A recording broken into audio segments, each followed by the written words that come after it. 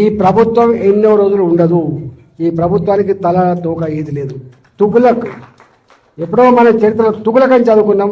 ఈ ముఖ్యమంత్రి అంటే తుగులక్ నేను చాలాసార్లు చెప్పిన ముఖ్యమంత్రి గారి గురించి. ఇవాళ మా ప్రజల్ని ఏడిపించుకొని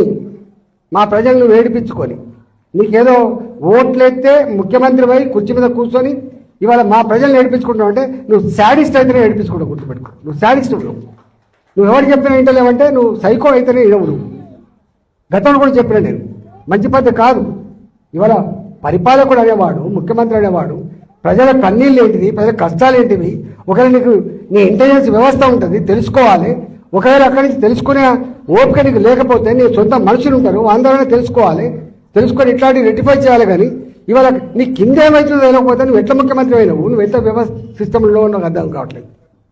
నీవే మున్సిపల్ ముఖ్యమంత్రి, మళ్ళీ అన్ని ఈయనకి జరిగినాయి.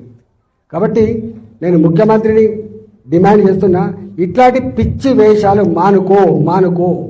నీ కింద అధికారులు ఏం చేస్తుందో దృష్టి పెట్టు, నీ సిస్టంలో బాగు చేసుకో. కానీ మా ప్రజల జీవితాలతో చెలగాడమనే ప్రయత్నం చేస్తే ఖబర్దార్ నా కొడుకు అని చెప్పి హెచ్చరిస్తున్నా. నీ అప్ప జాగిరి కాదని చెప్పి తెలియజేస్తా ఉన్నా. ప్రజల జీవితాలతో ఆడుకున్నాడు ఎవడు బాగుపడని చెప్పి నేను శపిస్తున్నా, గుర్తుపెట్టుకో అని చెప్పి.